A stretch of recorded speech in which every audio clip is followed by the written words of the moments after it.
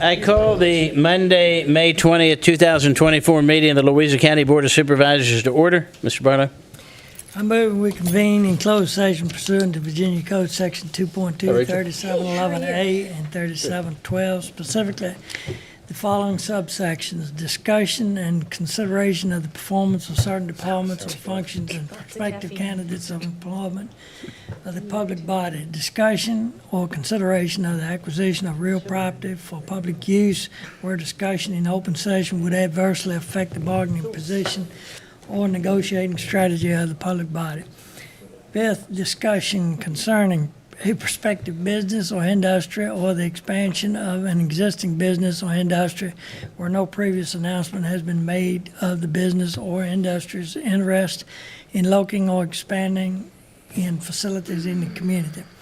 And eight, consultation with legal counsel employed or retained by a public body regarding specific legal matters requiring the provisions of legal advice by such counsel. Andy Banana Pudding, second. I tell you. Been properly moved and seconded. We go into closed session. Any discussion? All those in favor signify by saying aye. Aye. Any opposed? Motion passes unanimously. We're in closed session. Talk about eating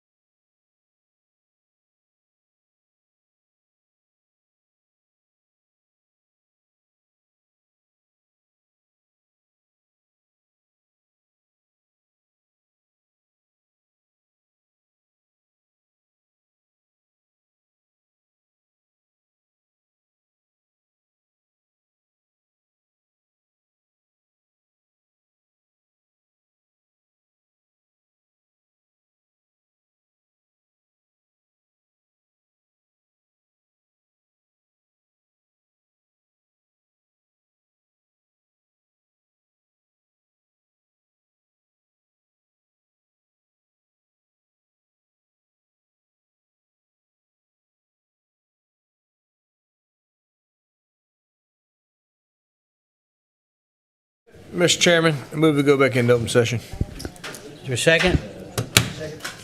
Been properly moved and seconded that we go back into open session. All those in favor signify by saying aye. Aye. Any opposed? Meeting's now back into open session.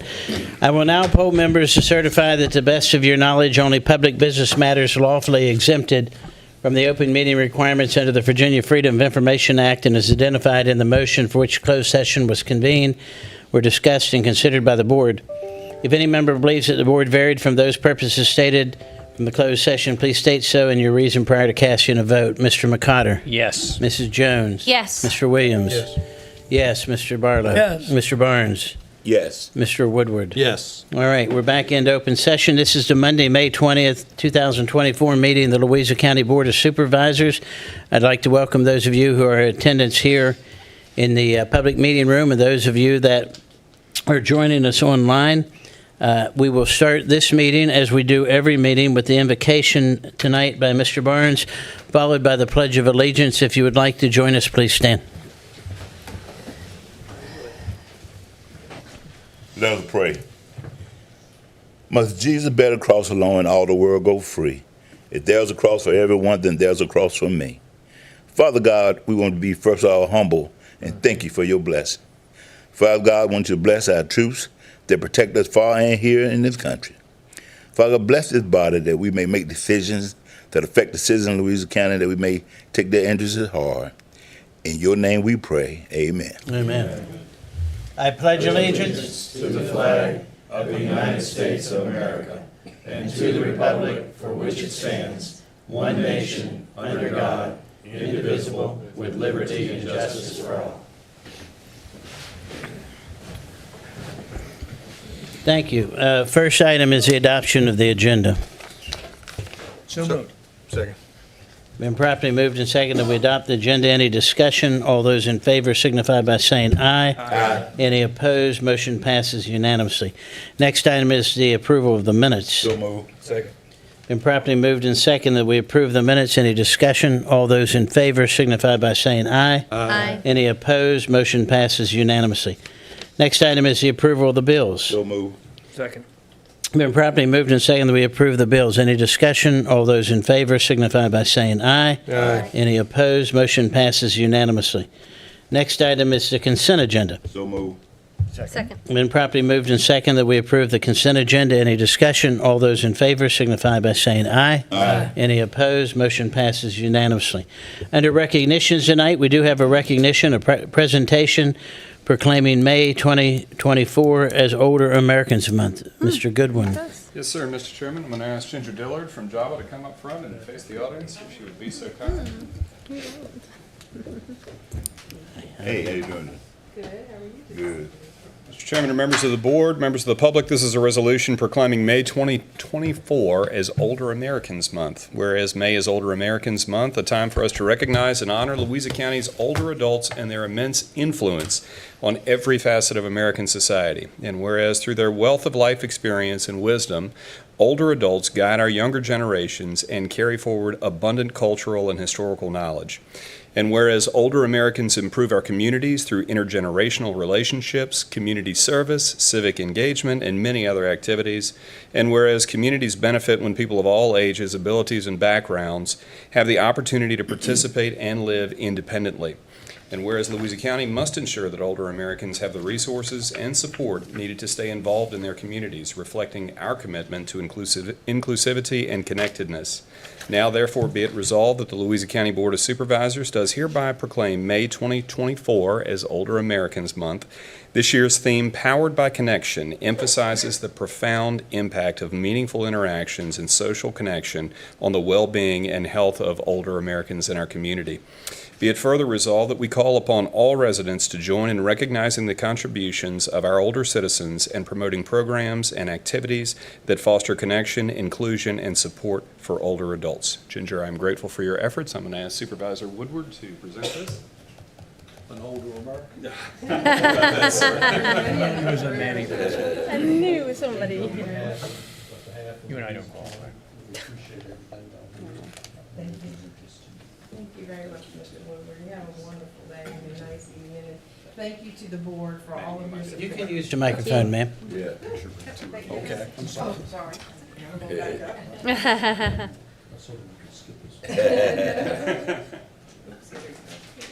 Perfect, thank you.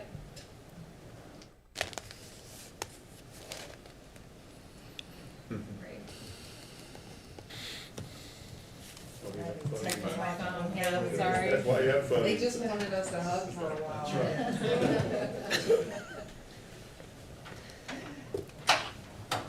Probably takes a better picture anyway.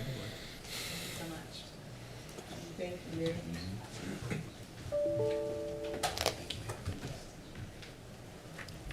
I just wanted to say thank you so much to the board for all that you do to support older adults in the community. Powered by Connection is an interesting theme for this year. It was designed to talk about how generations are connected to one another and how those contributions, you know, are so beneficial to the community. But I thought of it immediately as the connections that we have, all the organizations, all of the funding and work that the counties do to make sure that we all can live successful lives within our community. And for that, I'd like to thank you for everything that you're doing to support the needs of older adults in Louisa County. Thank you very much. Thank you very much.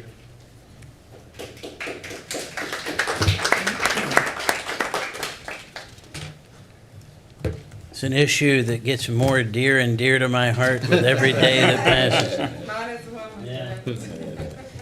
Next is our public comment period. During the public comment period, that's a time for any citizen to address the board on anything other than a public hearing. We do have one public hearing tonight on a rezoning application.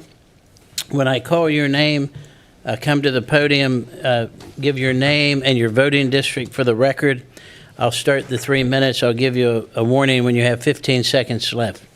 Mrs. Hart. Welcome back. I was online, I was never done. Vicki Hart, Louisa District. Before I enjoy Older Americans Month, I'd like to tell you, as a person well over the age of 65, I took 2 troops of kids on a hike yesterday, but because it's Older Americans Month, I managed to take a nap afterwards and made it here in time for tonight's meeting. So just because us old people are old, we're not dead.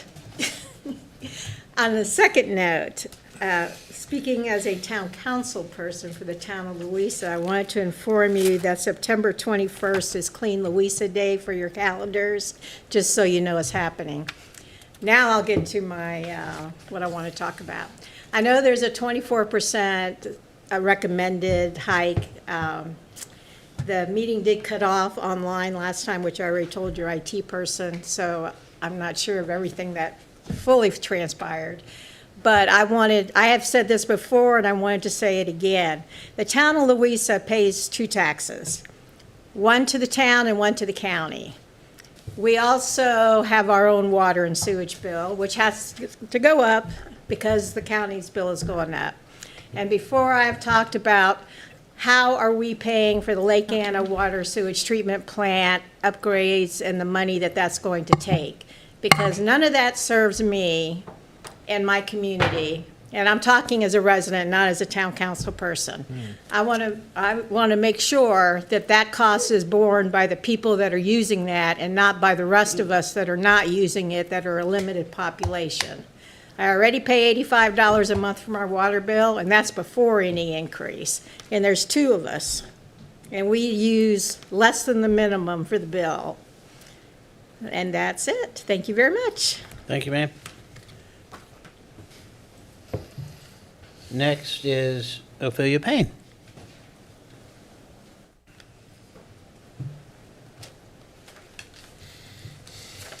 Good evening, everyone. Ophelia Payne, Patrick Henry District. I stand here today as I'm the branch manager at the Louisa Library, and I wanted to come and thank you for your continued support of all the services that we offer to the community. There's a lot of exciting things going on at the library. We now have a 24-hour kiosk that sits right there in front of the library that you can reserve books. A lot of times folks have a hard time getting to us during our open hours. So we provide a locker. All you need is a library card in order to access that locker.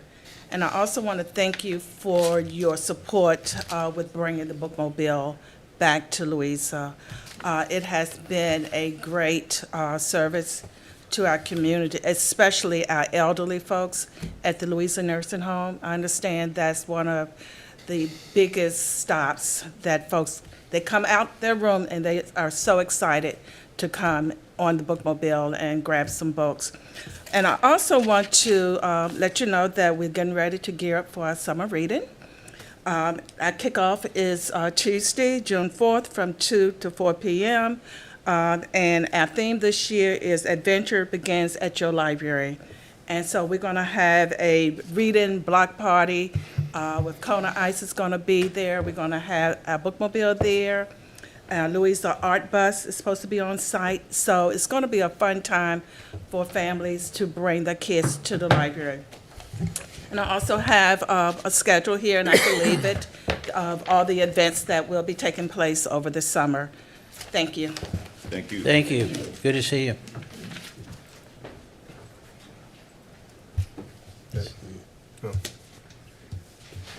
Phil Winston. Phil, you always sit where I can't see you. It's intentional. Oh, it's on a public hearing, yep. Yeah, I see you now. It's on a public hearing. Okay. All right, I don't have any other cards. I'm going to bring you all up in a minute. I don't have any other cards. Is there anyone else that would wish to address the board? All right, seeing none, we'll close the public comment period and move on to information discussion items. The first is a discussion on amendments to solar and TOD ordinance. Mr. Kuhn.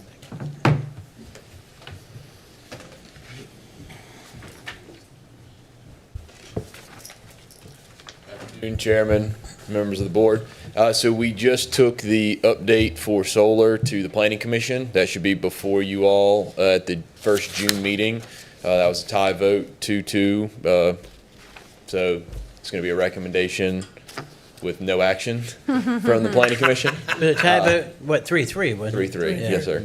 And then regarding the Technology Overlay District, I know the board wanted us to bring that as well, try and get it at the same time, but unfortunately, due to the adjacent property owners to the different assemblages, having to send out those notices took a little bit longer, so that is slated for the June Planning Commission meeting, so then it'll be to you guys, hopefully, the first meeting in July.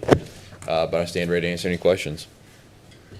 So I think what you're looking for is direction from the board whether to advertise that as a public hearing? No, sir. You had already given that direction, and both of them have been advertised already. They're in movement for consideration. This is just an update on where they are in the process. Perfect. Thank you, sir. Yes, sir.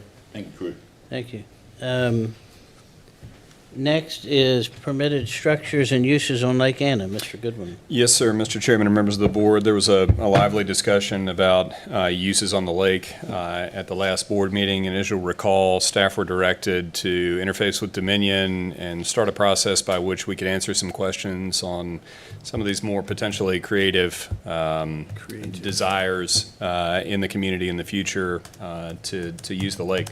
And so staff had a meeting with a couple of Dominion representatives last week. We had a good discussion. They had watched the recording from the board meeting, so they were familiar with some of the discussions. And we thought that maybe the best way forward would be to start developing a list of, let's just call it FAQs for lack of a better term, that either the board or the public might be interested to know about what they could do outside of a traditional use on the lake and how we could address some of Mr. Barlow's questions and some of the other ones that came up. And so we brainstormed a list of questions. I can read some of them today. If you'd like, I can email them out to the board. We can put them on a future meeting for a discussion. This is kind of hot off the presses. It's a fairly short list. How about I just read the first 10 just to give you a flavor of where things are going. How are property rights and responsibilities affected by Dominion Energy's ownership of the lake and shoreline? Can residential structures be built over the water or on Dominion's easement? Can commercial structures be built over the water or on the easement? Who has the authority to permit or exclude items in the questions above? Can someone live on a houseboat or a similar vessel in the lake, either either temporarily or permanently?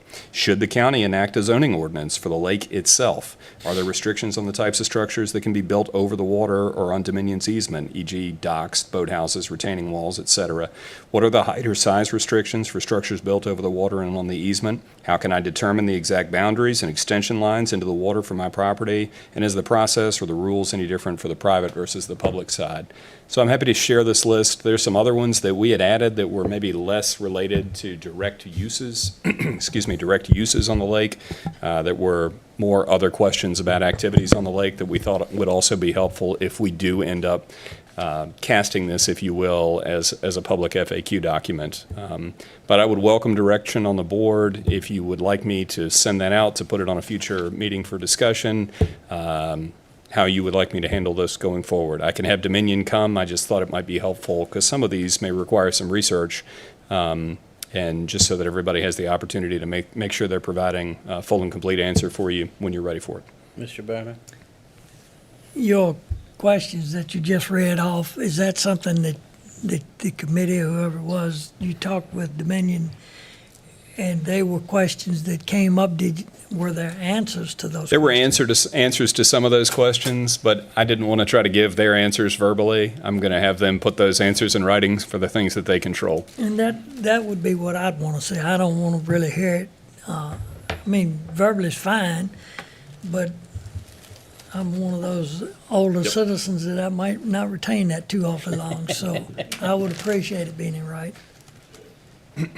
That was definitely our plan, not only to have it in writing for the board, but for the public as well. Obviously, these would be questions that citizens or stakeholders on the lake would ask. So having this in final form as a document that we could share with anyone, either put it on the website or share it with someone who's interested in doing something on the lake. But yes, it would be written. Well, getting back to that, part of the issue was, in other words, when we were moving forward with getting rid of our part of the ordinance that affects the lake, is to know exactly where we leave off, Dominion takes over, and what their answers were going to be before it goes public. 'Cause Right. there may very well be a change in what we were looking at doing. Right. Understood. So I think it needs to come back once you get those answers before we decide what to do with it. Yes, sir. Mr. McConnell? Mr. Chairman, and Mr. County Administrator, thank you for doing that. That is extremely helpful. I think that we will find out answers to not only Supervisor Barlow's questions, but we will find out answers to whether the action we took with the shoreline amendment will be lasting. And I think maybe Dominion will learn some things too, as they answer some questions that have not been answered, that need to be answered as we move forward with today's lake development. Thank you. Yes, sir. So I think maybe the direction would be get Dominion's answers in writings, but this is a discussion item. I would like to see them, obviously. Sure. Representing part of the lake. And did they express a willingness to have a representative here? Yes, Okay, absolutely. Yeah, so I think that would be our path forward. Does anybody have any objection to that? No, sir. All right, perfect. Thank you, sir. Yes, sir. Next, under new business, is a resolution authorizing a budget supplement for the Transportation Department and the Department of Fire and EMS. Ms. Colvin. Hi, Welcome. Hi, Chairman and members of the board. This is a request for a budget supplement for transportation and fire and EMS. Fire and EMS has had some high turnover, increased call volumes, and so we've had to pay a lot of extra overtime to keep those shifts filled. It's positions that have to be manned and must be covered. We've also put in some incentive payments for those to work those extra shifts, but with that, that's kind of caused like a budget shortfall. So we do need additional money for that, and then transportation, the fire and EMS equipment falls up under that, and we've had some large repair bills that we weren't anticipating.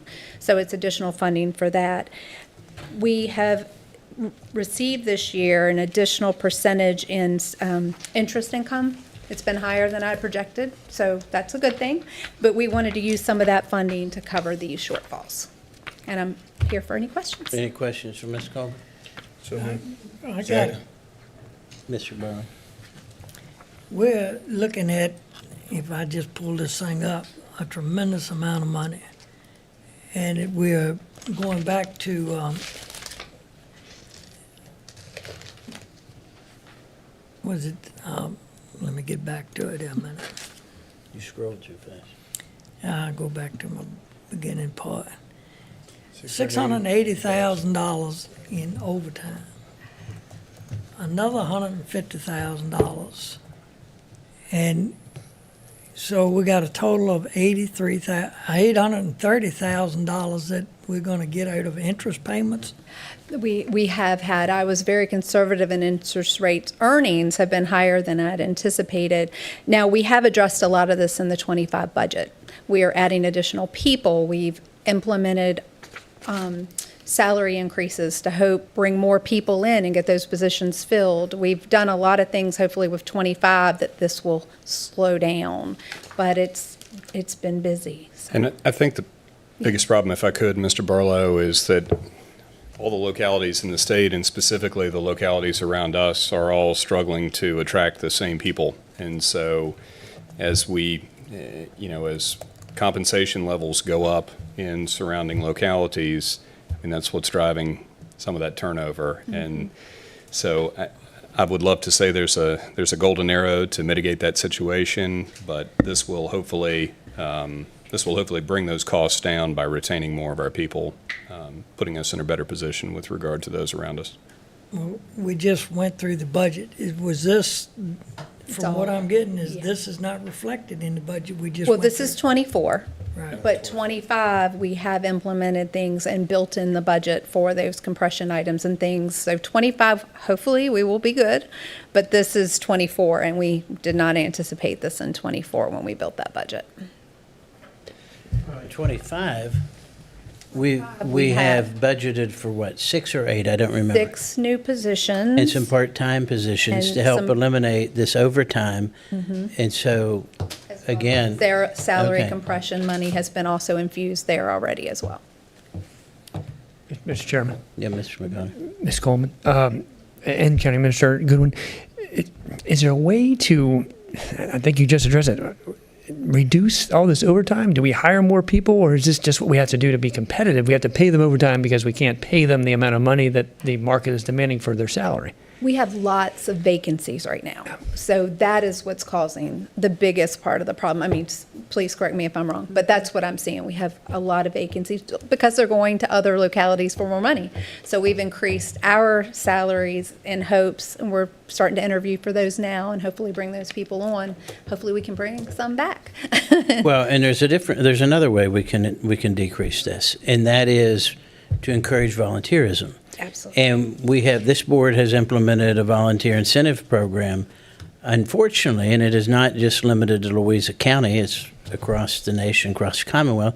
Volunteerism is not what it used to be. Two-parent families working, people working outside the county, and I think we need to be cognizant of the fact with our volunteers. And I say this all the time, I'll say it again publicly, I wish the entire department was volunteer.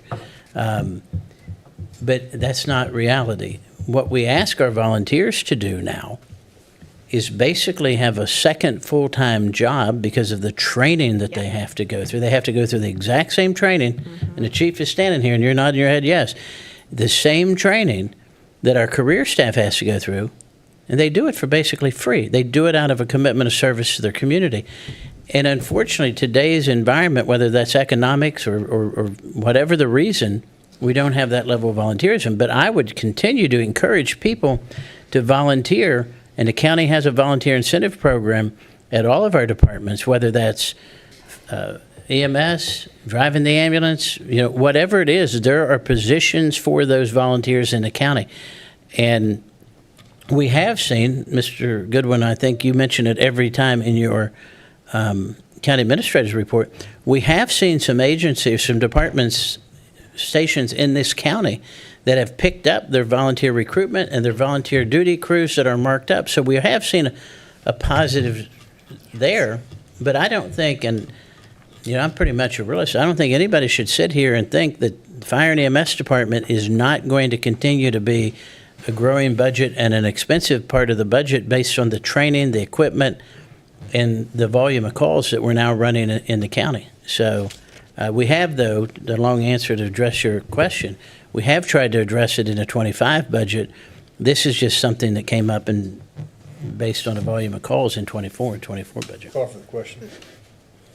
Yes, ma'am. I will state that the Zion's Crossroads Fire Department folded their volunteer organization 2 years ago, and it's only paid staff. We don't even have volunteer in that department anymore All right. because of it. Did we get a motion? You got to call for the question. I heard it. I just want to make sure we had a We got a motion. motion. Okay. All right. All those in favor signify by saying aye. Aye. Any opposed? Motion passes unanimously. Thank you, Ms. Colvin.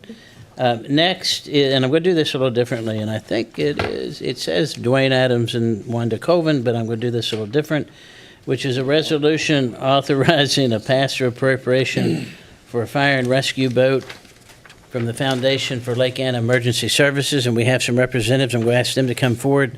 That the foundation has a check to present today, a big check, obviously, it looks like, The size. for $108,000 as they continue to fundraise for emergency services in the Lake Anna area. I'm not going to take any of your thunder. I'll let you all talk about it, and then we'll actually accept the money. All right, so there's our big check. 108,000. I'm Pat Very cool. Gallagher, Mineral District. Thank you, Chairman Adams, supervisors, county staff. I brought 2 younger Americans with me. My wife Jane, is Libby Sandridge, and Miss Colvin. Libby has the real check. Okay. We were going to get that, Mr. Gallagher. We weren't going to let you get out without it. If I could take a moment, because of the generosity of the residents and the businesses around Lake Anna, we're excited to be able to present this $108,000 check for towards the purchase of a new fire and rescue boat. The funds are a result of in the past year over 300 individual and business contributions, brick purchases. Thank you.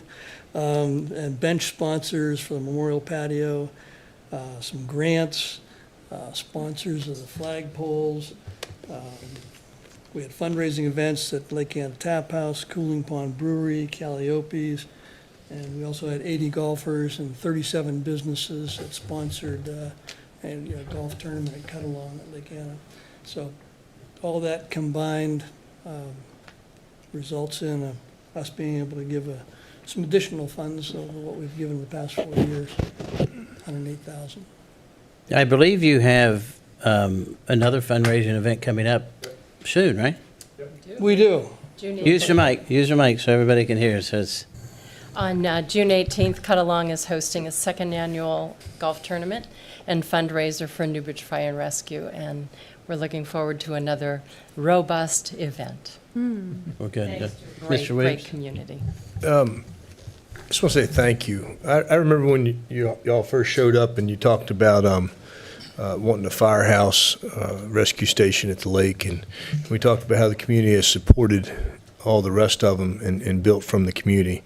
And while I don't think y'all have run any calls, y'all have far exceeded my expectations of what you've done, and I just want to commend you and thank you for your continued efforts. I mean, the building's up, and you could be done and gone, and you're not, and you're still here, and I think that's what community is about, and that's what volunteerism comes from, and it makes a difference. And I just want to say that. Thank you for what you've done. Mr. McConnell? Mr. Chairman, I would like to address the members of the foundation that are here tonight. Not only have you accomplished this, but the bigger picture is your legacy is that you've inspired an entire generation or generations of people in our community, not just at the lake, although the lake has set a shining example of volunteerism and doing something that many people said couldn't be done. So I want to thank you for that. Not only is your contribution an amazing legacy, but who you've inspired to follow in your footsteps is wonderful. Thank you. And thank you for your support from the beginning. Thank you. Well, I think we'd be remiss, and then unless anybody else has anything, we'll accept the check. Well, no, go ahead, Mr. Barlow. I will steal some of Tony's remarks. When you all first came and we talked about it being a community effort, y'all certainly took that to heart, and you've done very well. What I will say slightly different is it is an ever ongoing community thing. So y'all have done a fantastic job of supporting your community and the fire and EMS station. But it doesn't end. It's a continual thing. So keep up the good work. Well, and I think that's the point I was going to make, that the original request from the previous board was for seed money of $100,000, which I think, if I get this right, you raised in about 6 months, far exceeding anybody's expectations. And this probably puts you fairly close to $500,000, doesn't it? We're at $500,000. $456,577. Yeah, not that anybody's counting, right? So you only have $44,000 to go, Mr. Gallagher, to hit that $500,000 point. Maybe your golf tournament will do that. We have some other things some other goals that are. Well, that's exciting. And it's also been a team effort from this board and previous board. I know you got the acknowledgement, but I'll say it out loud, Mr. Barnes. When I spoke with the foundation and they were brainstorming fundraising ideas, Mr. Barnes said, well, sell bricks, man, you can sell bricks. And that was a $50,000 or $60,000, $70,000 fundraising effort. I know I bought 4 of them. So, but it is a tremendous service that you all continue to do to our community and set the example, I hope, as you just heard, the expense on fire and EMS, set the example for the entire county. So since my name's on here, I'm going to come around and accept that check. That's good. I've been trying to move it to keep it live. We'll come up here. We'll come up here. That's what I was gonna say, walk around there. Libby's got the real. Yeah. You need to stay. She's the most important one. You're not going to kick me out now, huh? Where is that?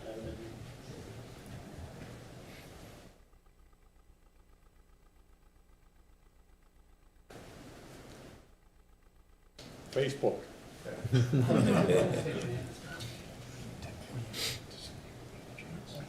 Great job, guys.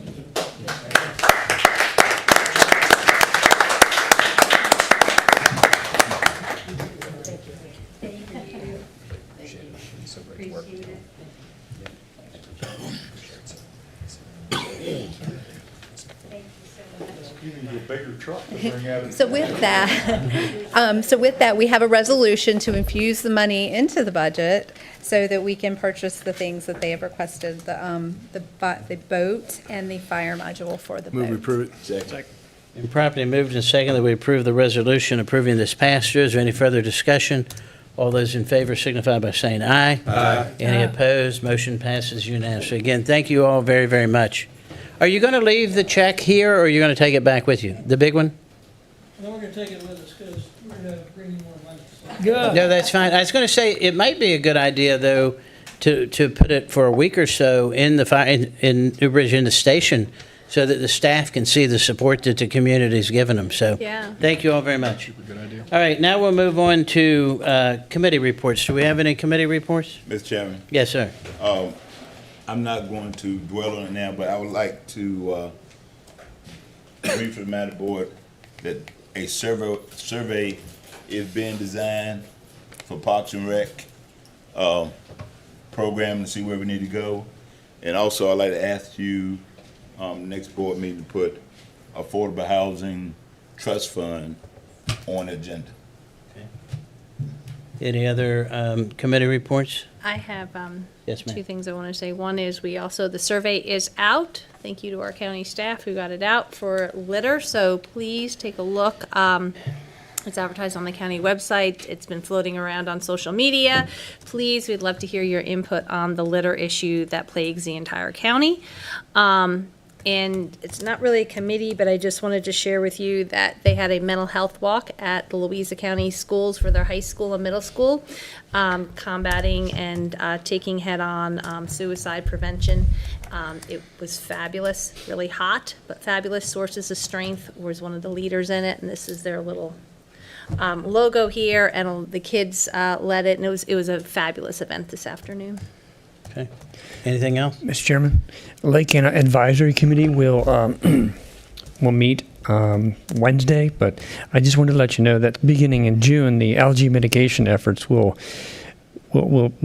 begin from CSRL and the Eutrophics companies, the two companies that have been contracted to actually try and reduce phosphorus and therefore reduce algae blooms in Lake Anna. Okay, perfect. All right, anything else? Under board appointments, I'll start this off. Based on a recommendation by the Personnel Committee, the chair would entertain a motion for the board to appoint Linda Buckler as the zoning administrator for Louisa County, Tom Eglin as the deputy zoning administrator for Louisa County, and Renee Moyer as the deputy subdivision agent for Louisa County. So moved.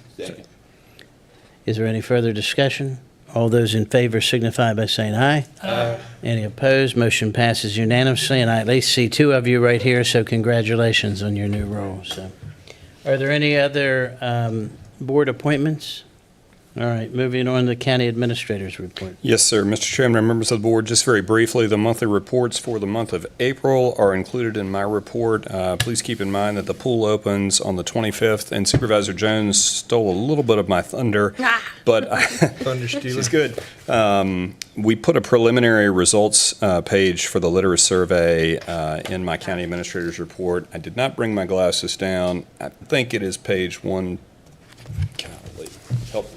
Supervisor Woodward, what does that number say? 154? I can't tell. You can't. 114. 114, okay. It is Older Americans Month.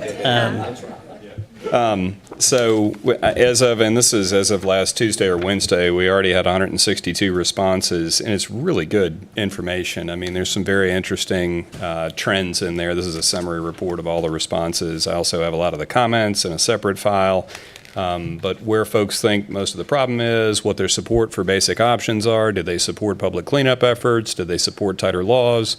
So I really encourage you to review that. We're going to keep the survey up and running. I think it will continue to generate good feedback, and happy to have you all review it, and glad to have your feedback as well. Any question? Yes, sir. I would like to note that Cuckoo District is proudly leading the response rate on that survey, and I would challenge all the Are other you gaming the supervisors. system, or are you just doing it yourself like multiple times? I think that our residents are very concerned, and it Okay. shows, so I would challenge everyone else to up the response level. All right. I'm going to put that out tonight. Now we'll move on to the sole public hearing we have tonight is a resolution to approve or deny a rezoning request, REZ 2024-02, Lake Anna Storage LLC, applicant owner Doug Barmoy, agent. It's a proffered rezoning request, and I believe it is presented by our deputy zoning administrator. Yes, good evening, Chairman and members of the Board of Supervisors. My name is Tom Eglin. I'm the senior planner for Louisa County. Before you tonight is a request from the applicant and owner, Lake Anna Storage LLC, for rezoning 2024-02 to rezone approximately 7.714 acres of parcel 28-106 from General Agricultural A2 Growth Area Overlay District to General Commercial C2 Growth Area Overlay District.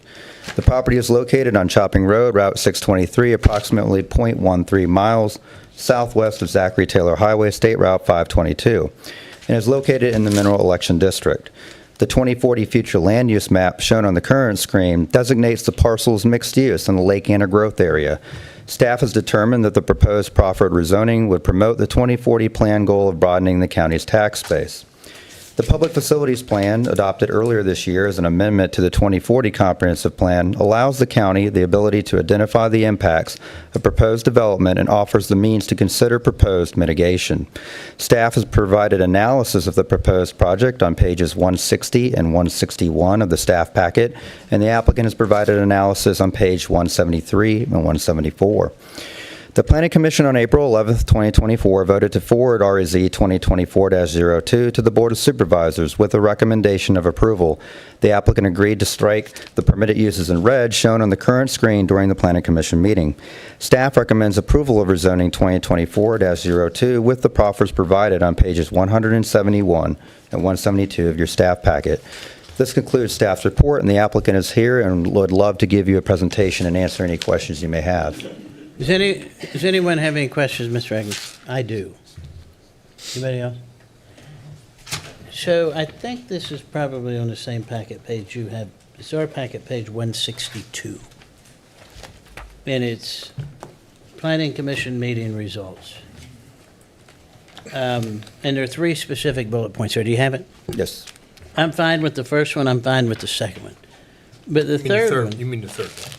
Pardon me? You're fine Yeah, I'm with fine one with the and three- third. one and Yes, three, one and having three. trouble with two. But the second one says any project for use other than a parking facility and recreational vehicle sales and service shall be presented to the planning commission for review and comment prior to the application and submittal to the zoning administrator. Do we require that of any other business in Louisa County? We currently do not require any site plan, whether it's a major or minor site plan that comes through here, to go before the planning commission for comment. It is reviewed administratively by staff at this time. So this would be a new government regulation that I guess would set a precedent on potentially every other application. I'm talking, you don't have to answer.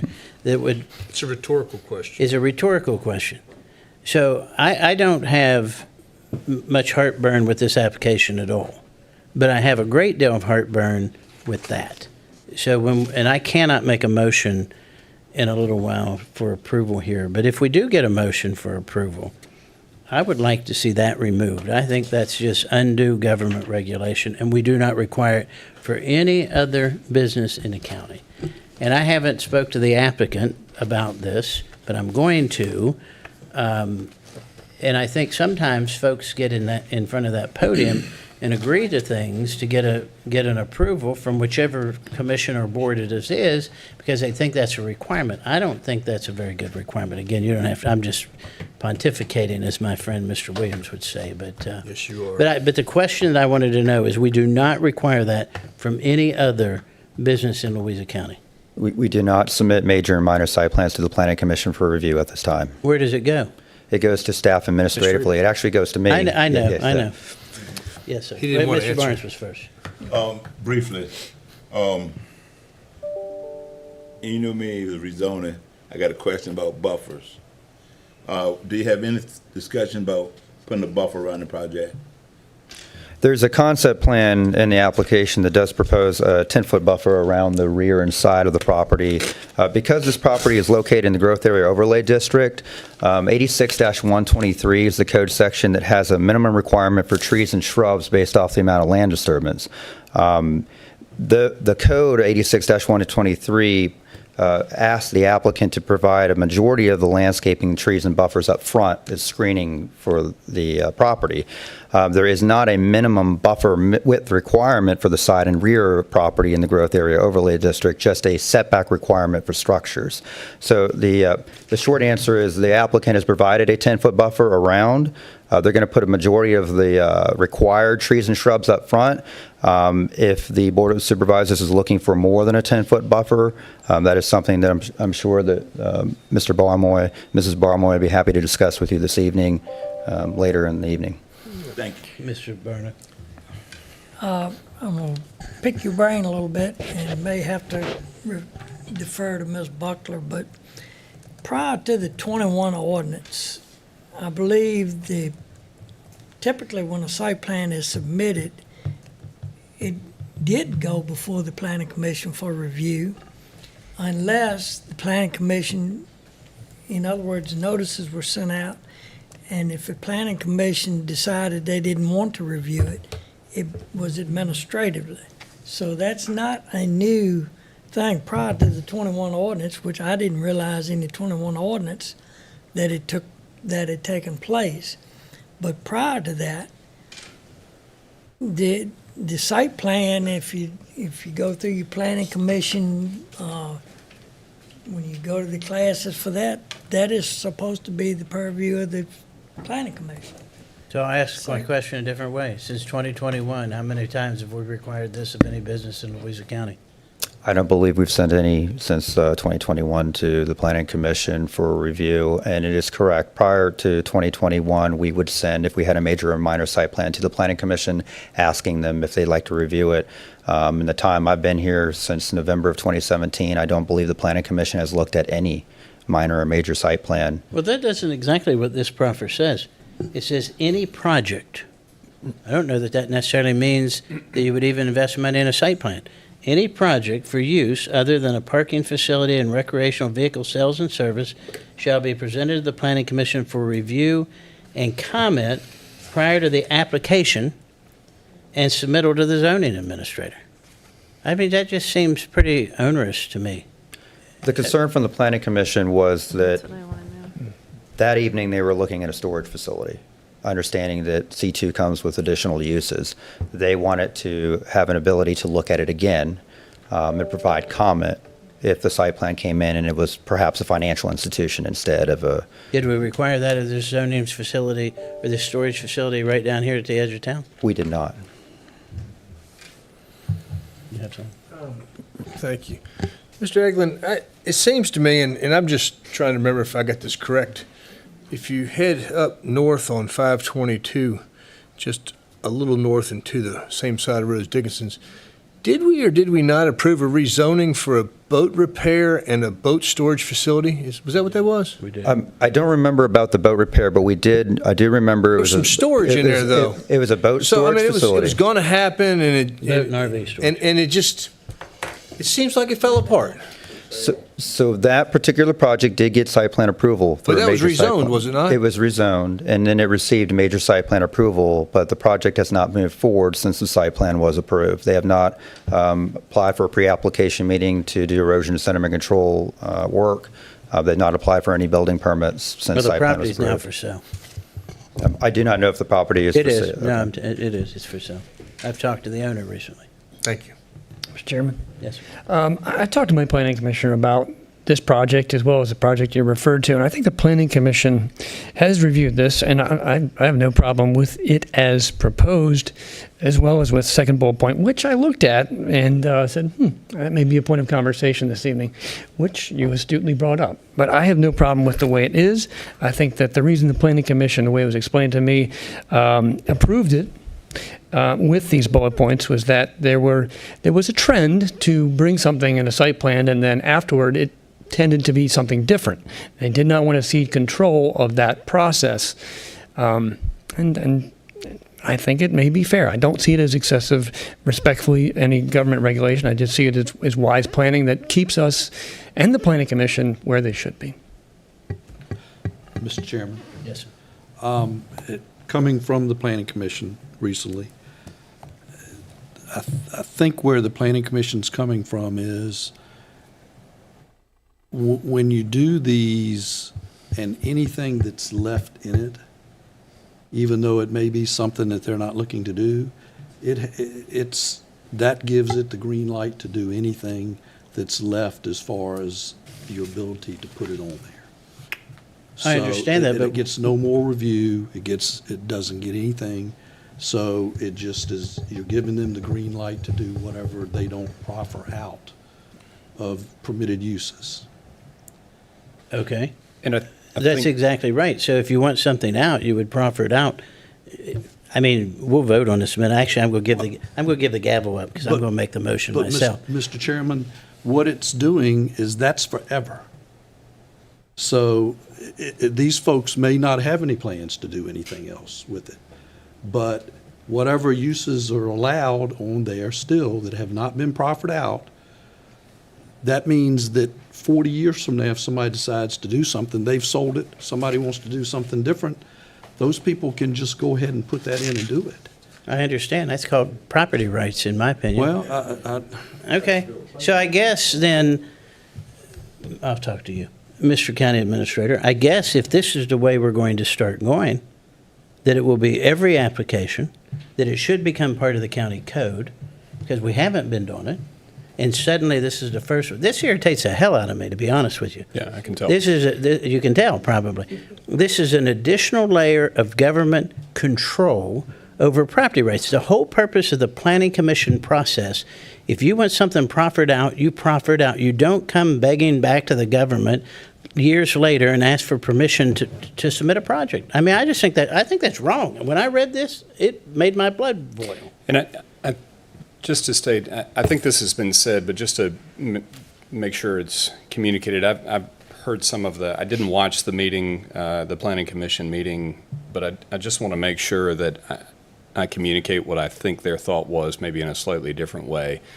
I think their thought was the Planning Commission and the board both go through a lot of effort to make sure that you have a responsible project, that you're meeting the need of the applicant, but also protecting the people on either side. And, neighbors, people who are, driving by, whatever the case may be. And if someone, I can't remember what example somebody brought up of whether or not it was a storage place or a financial institution, but if an alternative use that was by right in what the property was rezoned to suddenly became the desire of a future owner of the property, you could have a straight-faced argument that maybe those controls to protect the neighborhood might not apply again. And from a staff standpoint, it's up to the board and the planning commission. But I just want to make sure, I think it was well-intentioned on the planning commission. I'm not saying it wasn't well-intentioned, but do we not have those safeguards in place now? Because this is the first application since I've been on the board that I've seen has this requirement from the planning commission. So I guess if we pass this way, we're setting new policy, and we're adding another layer of government regulation in on every zoning. Right, and that's a good question, and I don't mean to put Mr. Mullen on the spot, but he's I'm ready here. to go, man. So I'm going to put him right on the spot, because I'm on the ready spot. to go. So if we approve a set of conditions with a rezoning that are specific to a certain use, and then a later property user comes back and changes that use, would those regulations still apply? Yes. They would? Yes. So you could change... Because it's a condition of the rezoning. Of the rezoning, not the use. Okay. So, and if those uses didn't provide or if those protections didn't provide the same, if they didn't have the same net impact on the new use that they had on the current use, it just wouldn't make any difference because that's what got approved with the initial rezoning for the use that was in mind at that time. Objection, compound question. I told you you were going to pay for it. Well, I think here's a way to look at it, and I'll finally get around to answering, I think, what you were asking. And, Mr. Chair, I understand your frustration all across the Commonwealth. Local government is a struggle between control and freedom, right? Control and freedom, and trying to find the right path.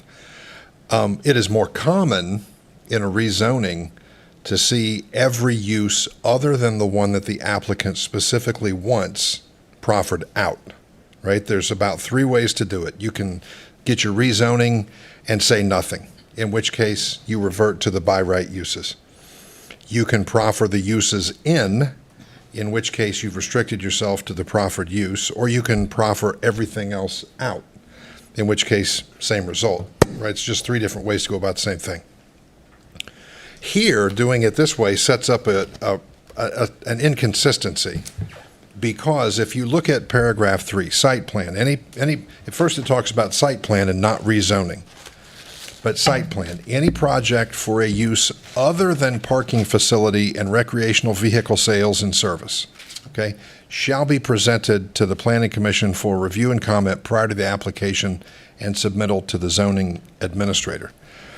It would be uncommon to see a site plan come back because the site plan is going to already have been enacted. That site will be in existence. What they're doing, I think, is talking about site plan versus uses. But now go back to paragraph 2. Those uses have already been granted by the Board of Supervisors. So what would the Planning Commission be considering? Because these are the uses that have been proffered in. The applicant would come back and say... If you vote yes for it. If you vote yes for it, the Board of Supervisors has already granted the right to use it for those purposes. You would simply be going back to the Planning Commission to review a site plan for, and look at uses now, for uses that have already been permitted by the governing body. So it is at best, I think, a confusing way to go about it, and at worst, perhaps simply redundant. But I think the motives were pure. It may just be the wrong vehicle for that attempt to control. And so, Christian, your question, I think, is answered by the fact that once the governing body, this body tonight, votes for the uses in paragraph 2, those uses are permitted under the rezoning, regardless of what happens at the Planning Commission with regards to a site plan. They can't undo it. I mean, so we're asking them to just, it's an exercise in futility, really. I wouldn't go that far because I don't want to make Planning Commission angry, but it's certainly not. I'm not saying to the Planning Commission, I'm saying on behalf of the property owner. Doesn't seem like there's much for the Planning Commission to do. What would the Planning Commission, yes, exactly. Once paragraph 2 is voted on tonight. Mr. Williams? I brought up the last boatyard, and I'm sure the Barmoys are going to build this thing. There's no doubt in my mind. But what I don't want to do is see people buying up stuff, getting it rezoned in the growth overlay district with the promise of doing something, and then, oh, by the way, it just didn't work out. Let me stick a for sale sign on it. I just got a bad taste in my mouth for the last one. It just doesn't feel good. I feel like we got sold a bag of goods. We're going to build it, we're going to do it, and please do not think I'm disparaging your project at all, but it feels a lot like that's, and maybe there are extenuating circumstances I don't know about, but you know what? It's for sale with every use that did not get proffered out on it up there when it was intended to be a RV and boat storage facility. That's all I want to say. So I'm good. Any other comments? Do you actually want to speak, Mr. Barmer? I can, yeah, go ahead. I'll let Kristen do I just wanted to address a couple things that were said. Wait till you get to the mic and then introduce yourself to Okay. the microphone. To address a couple of the things that were said. Name and voting Oh. district. Sorry. Kristen Barmoy, what? Cuckoo. Oh, that's right, the Cuckoo District, how could I forget? The one thing about this site is it's totally surrounded by C2 zoning, which is what this is. So everywhere all around this can have all of the uses that we're talking about that we would be possibly, potentially worried about going on that site. All of the adjacent sites could be developed that way. And then, now I forgot. Oh, secondly, the things that we left in the proffer were uses that made sense for the area. We went through every single one and actually did an explanation of why it was left in. We didn't just leave in like something, there was shooting range. We took shooting range out. That was the best example of something that really doesn't fit. So we tried to make this make sense. We aren't just trying to throw in anything that nobody would want to see there. Like, we want to leave the ability for an urgent care because that's what everybody at the lake is waiting for. And if our site would be the site where they can afford or isn't developed already or something, we don't want to eliminate that if they approach us and want to put an urgent care on it. But of So- course, you're putting a boat storage facility there. We are planning on putting a boat storage facility. exactly what we. But you're right, but if somebody approaches us and said, sorry. we want to build an No. urgent care on this facility instead, before we have the boat storage constructed, we want to have options, and every other property surrounding us has those options, plus some that we eliminated. That's all. So, question for you. When you appeared before the Planning Commission and they raised concerns about additional uses, did you proffer out everything that they asked you to proffer out, or the majority of what they Yes, proffered out? that was the red line. The red line in the. No, I know. Yeah, I'm there's just a asking. couple that we took out, yes. Yeah. Yeah, and we had proffered out probably 20 or 30 before we came to the Planning Commission, and then that night, they had concern about a few other ones, so we took them out. But what we didn't want to do is if, for some reason, we No, aren't... my question is not what you want to do. My question is, did you resolve the Planning Commission's concerns about additional uses? And the answer to that is yes. Mm-hmm. Yeah. And I'm Doug Barmoy, at Cuckoo District as well, just so that I'm here, in case I'd like to talk sometimes. But yeah, we went back and forth. Yeah, the majority of the meeting was based on the uses that we had listed. We went through every one of them and explained why we wanted these uses to be left in the proffers. Because we've been approached by various people saying that they might have interest. I know people around the lake want doctors' offices, and if somebody would come, we want to have the option to be able to do that. But we're 100% going with the storage unit unless something like that. Unless somebody offers you a couple $1 million to put a doctor's office. There we go. No, Okay, I'm just look, we carrying said- on. But It's out. we want to keep open our options. But our whole ability going into this was a boat and RV storage facility and things associated with that. That's what our intent on the plans are to do. Absolutely. Mr. Chairman. Yes, sir. The best argument you make is you're surrounded by C2 property. Yes, And I would. yes, we are that. And as, I know somebody, I never went through a presentation, but I can if you want, but I don't know if I need to. Do you share the same driveway as Cardinal Homes? Yes, yeah. Or you that's- will, I That's guess. what we're doing. We're sharing the same existing, we talked to VDOT and. What are you and going to do with the driveway that now goes That'll go to away. the Pfeiffer's We'll- house? We're eliminating that and we'll build right through it. Like that'll be part of the buffer area. We have a buffer area, like a 40-foot buffer area that we're going to keep the existing trees along Chopping Road. And Mr. Barnes.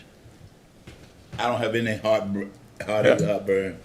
But there's a reason the north side of Zion's Crossroad looks better than the south side.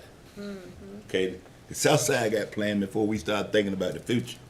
And so you see the setback, the shrubbery. I mean, it's day and night. It is day and night. Day and night. Only thing I'm asking you, are you considering buffering around it? If I can go through here and I'll, as real quick, you can see the site is 90% wooded. And I like woods, I like trees, I want to preserve as many of them as possible. So along Chopping Road, we're going to keep, we have, I think it's a 40-foot setback. We're also giving up 10 additional feet of dedicated for the right-of-way they were concerned about. That's blackmail. Road expansion. They were turn lanes and this and that in the future or whatever. And it doesn't hurt me any, so we're fine with that. But along there, we're keeping a buffer. So let me make this clear, because Mr. Barnes has a good point. So your 10 feet that you've dedicated to a future road right-of-way, then you have 40 feet of buffer behind it. So currently, it will be 50 foot of buffer, may pretty come much- down to 40 Yes. if there's ever a turn lane put in by VDOT. Exactly. Okay. Around the entire property? No, that's on Chopping Road, and along the sides and the east side of the property, we're keeping a 10-foot existing buffer there. Along where the entrance is at, like it's sort of like a diagonal, like a truncated entrance that we don't own, but we're keeping a 10-foot buffer along there. So anything along Chopping Road, it's going to have a buffer. And then the only place that isn't going to have a buffer will be the rear property line and the one that is adjacent to the Cardinal site, because we're going to be working sort of hand in hand with Along them. Chopping Road? Pardon me? So you're saying a 40-foot buffer? Yep. Yes. And that's in writing? It's on, I have it on the plans, and that's what our intentions are, absolutely. Yep. And I'll, Wait, go back.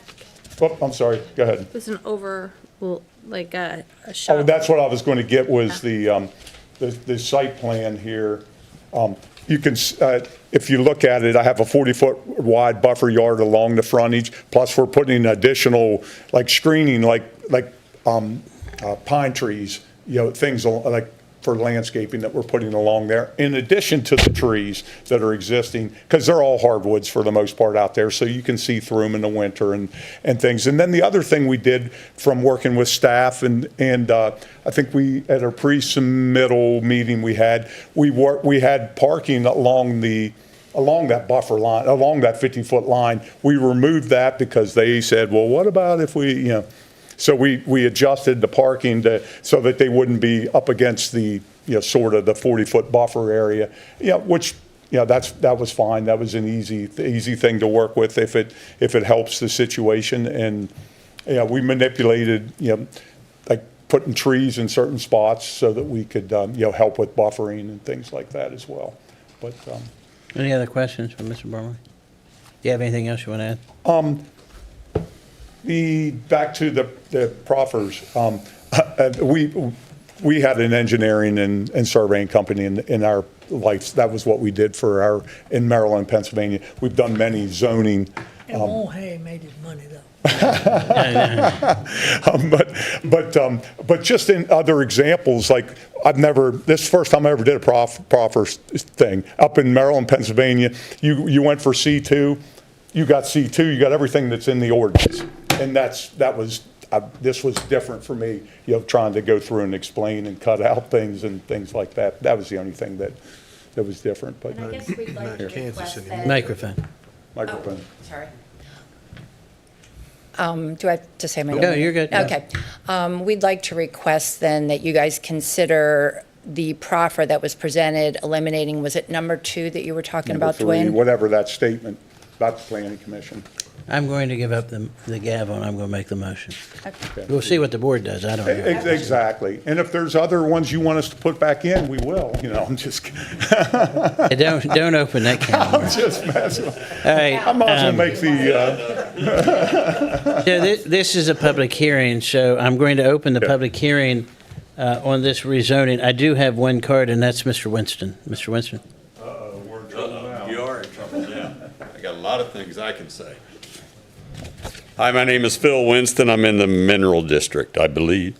I just wanted to say that I've known Doug and Kristen for probably since they've been back in Virginia. They're good people. They are good business people.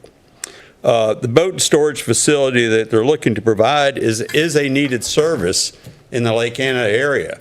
If you talk with anybody that's currently storing a boat, looking for a boat slip, they're all full. They're all full. There is no place to store your boat around Lake Anna. Now, what's the advantage of them storing a boat? Well, one, they're not dragging their boat and trailer through our new roundabout, which I was in today. A little confusing with people standing in the middle of the road trying to tell you where you're going. I'll also be in the roundabout tomorrow morning early when there are no people standing there, I don't believe. So with the boat stored, okay, in an area, they're not hauling it from Northern Virginia, from Richmond. But they are going through the roundabout probably to get Well, from they the may. lake to They the don't. factory. They I'm don't just have saying, to. I mean, but I'm they, just saying, but they Mr. may. Winston. And that. Hey, I didn't design it. I just have to live with it. But the other thing is that the county's collecting taxes on that boat that's stored in the county. If they're hauling it out of Richmond, they're hauling it out of Northern Virginia, they're hauling it out of Stafford, county's not getting any of that tax money. Their personal property tax will be paid to Louisa County because that's where the boat is housed. So I don't see any reason not to approve it. All the C2 property around it, the area is growing right there. It's just another piece of property that's being put to use as opposed to sitting there with a pile of woods that you're not collecting much money from. That's all I have to say. I thank you, and thank you for your time. Thank you, Mr. Winston. So that's the only card I have. Is there anyone else that wishes to address the public hearing? Ms. Hart? You are back. You're back with a vengeance. She never left, she said. She said she never left. I never left. He was online. Vicki Hart, Louisa. My only concern is when I looked at the plots, there's cemetery markings on there. There's cemetery markings on there. Who does that cemetery belong to? Is this a historically black cemetery? Those are my concerns. I want to know who owns that and what is the access to it and how it's going to be taken care of going forward. Thank you. Thank you. All right. Any other individuals that would wish to address this public hearing? All right, seeing none, I'll close the public hearing, bring this back to the board. Do you know anything about the cemetery information? Staff is aware of the cemetery because it's on the conceptual plan. We would have to turn it over to the Barmoys to learn more about what they know as the property owner. There's a cemetery there allegedly. I do not know that answer of who is the owner or who's buried on that site at this point. What's that? You are the owners. I am the owners, yeah. Right, well, that's. But I do not know who is buried on the site at this point because we just bought the property at the beginning of the year. Yeah. But we're going to preserve it, we're going to fence it, we're going to keep it nice and all that stuff. How big is the cemetery? How many graves do you know? It might be, what we say, maybe a dozen, 10, somewhere like that. They're all. Would you be willing, and I'm getting ready to try to take something out, but I want to be consistent with what I say. I believe we have an obligation to respect those who've gone before us and not disturb those graves. Yep. And as was pointed out earlier, future owners can do come things in and different, right? Absolutely. Would you be willing, we've asked this before of rezonings, to designate it with a 10-foot buffer that it wouldn't be disturbed. That wouldn't be a problem. Yeah, we would, to be honest with you, it's pretty, when we walk back there, it's pretty dilapidated. Run down. Sorry. Yeah, run down. The tombstones, half of them are falling. It's all, they're all sunken, and we would like to. Yeah, we want to make that part. That's part of our site. These people, I want to respect them, and we're going to make it clean, nice, and put a nice fence around it and all that kind of stuff. So you'd be willing to put that in a proffer? Absolutely. Do we need to have that in writing, Mr. Mullen, or can we accept it without proffer? What I'm trying to avoid is a recess, but do we need a recess? No, and I'm curious as to if you really want that, because the state mandates certain conditions be made before human remains are removed and relocated. Well, they aren't going to be doing that. and there may also be some property rights, and I'm sure Mr. Barlow can attest to this. Generally speaking, they're first that they have to remain in place until you get a court order or some other approval from the Department of Historic Resources. But number two, there's usually some property right that's reserved, whether that's a fee property right or if it's a incorporeal hereditamент that you simply have rights to go and to visit and to bury. But there may be already an overlay, so I'm not sure that particular proffer is necessary. But if you want that, you could certainly request that the applicant proffer the condition that prior to making some application to the court or Department of Historic Resources for relocation of those remains, they come back to the board, which I don't think you're going to like. Yeah. If you were to proffer some preservation of those in place and someone were to purchase it, say for a clinic, one of the listed uses, you had mentioned potential for a medical facility. Yep. I doubt that they're going to want to keep that in place. And do you want that coming back to the board? If you do, then you're going to need to make a proffer that says that the applicant for this rezoning is required to come back to the Board of Supervisors, but preserving it with a buffer. You could say that so long as those remains are in place and not removed under Virginia state law, that there be a 10-foot buffer surrounding those remains. It seems like that might be That would satisfy my. As far as you would want to go. I'm always concerned about development right up to that would disrespect the cemetery. Valid concern. And so maybe if you could ask the applicant if he and she would be willing to proffer that so long as the cemetery remain in place, and unless and until a court order or approval from the Department of Historic Resources is obtained, they will preserve a 10-foot buffer surrounding the burial of human remains. Could I ask that you write that?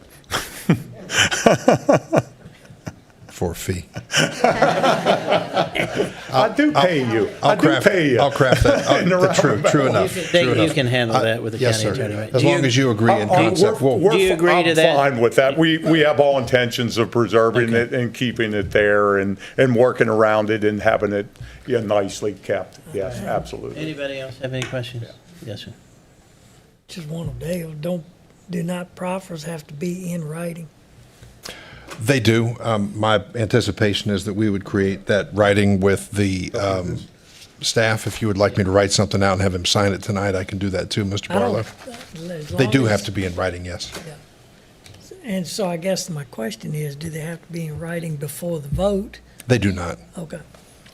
And I saw Mr. Eglin taking copious notes over there, so. All right, any other comments? Mr. Williams? Mr. Chairman, I move we approve this, striking number 2 it says any project for use of the park facility shall be presented to the planning commission for review and comment prior to the application of submittal of zoning administrator, and adding the language for a 10-foot buffer as long as the graves legally remain on the property, sir. Before you, It's been properly moved and seconded. Any discussion, Mr. McConnor? I would like to I think that county attorney has changed my mind to the degree that I could get behind what y'all proposed with your motion. But I'm going to say this.